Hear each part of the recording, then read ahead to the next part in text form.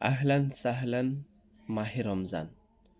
আন্নুর ideal মাদ্রাসার সম্মানিত অভিভাবকবৃন্দ, সম্মানিত মুসলিম ভাই ও বোনেরা, আসসালামু আলাইকুম ও রহমতুল্লাহি ওবরাকাতু। আপনাদের সবাইকে পবিত্র মাহে রমজানের শুভেচ্ছা ও মোবারকবাদ জানাচ্ছি। হে মুমিনগণ, তোমাদের উপর রোজা ফরজ করা হয়েছে, যেমন ফরজ করা হয়েছিল তোমাদের পূর্ববর্তীদের উপর, যাতে তোমরা মুত্তাকি হতে পারো।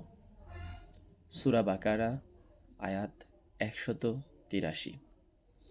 রমজান মাস, যে মাসে কোরআন নাজিল করা হয়েছে, মানব জাতির জন্য হেদায়াত ও সত্য মিথ্যার পার্থক্যকারী প্রমাণস্বরূপ। সূরা বাকারা আয়াত ১৮৫। আর যদি তোমরা রোজা রাখো, তবে তা তোমাদের জন্য উত্তম, যদি তোমরা জানতে। সূরা বাকারা ১৮৪। রাসূলুল্লাহ সাল্লাল্লাহু আলাইহি ওয়াসাল্লাম বলেছেন, যে ব্যক্তি ঈমান ও সওয়াবের আশায় রমজানের রোজা রাখে, তার পূর্বের গুনাহ মাফ করে দেয়া হয়।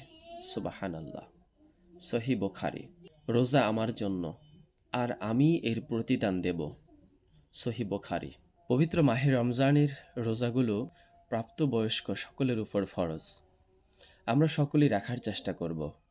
চলুন এক নজরে সংক্ষিপ্তভাবে জেনে নেই, পবিত্র মাহে রমজানের রোজাগুলো রাখলে আমাদের কী লাভ।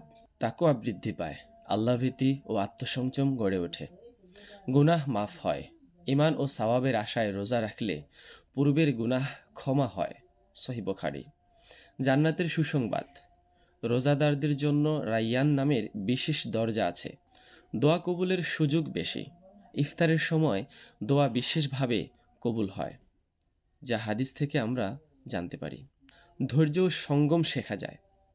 ক্ষুধা তৃষ্ণা সহ্য করার মাধ্যমে আত্মনিয়ন্ত্রণ বাড়ে। রাগ নিয়ন্ত্রণে সাহায্য করে। রোজা ঢালস্বরূপ, ঝগড়া এড়াতে শেখায়। সহানুভূতি বাড়ায়। ক্ষুধার কষ্ট বুঝে গরিবদের প্রতি মমতা বৃদ্ধি পায়। কৃতজ্ঞতা তৈরি করে। খাবার নেয়ামতের মূল্য উপলব্ধি হয়। আমাদের শারীরিক কিছু লাভ যদি আমরা রোজাগুলো রাখি। পরিপাকতন্ত্র বিশ্রাম পায়। অতিরিক্ত ওজন নিয়ন্ত্রণে সহায়ক হতে পারে। রক্তে চিনি ও চর্বি নিয়ন্ত্রণে সহায়তা করতে পারে। রোজা শুধু না খেয়ে থাকা নয়, এটি আত্মশুদ্ধি, চরিত্র গঠন, ধৈর্য, কৃতজ্ঞতা ও আল্লাহর নৈকট্য অর্জনের একটি পূর্ণাঙ্গ প্রশিক্ষণ। আমরা সকলেই চেষ্টা করব পবিত্র মাহে রমজানের রোজাগুলো হক আদায় করে রাখতে, ইনশাআল্লাহ। সকলে ভালো থাকুন, সুস্থ থাকুন, নিরাপদে থাকুন। আল্লাহ হাফিজ। আসসালামু আলাইকুম।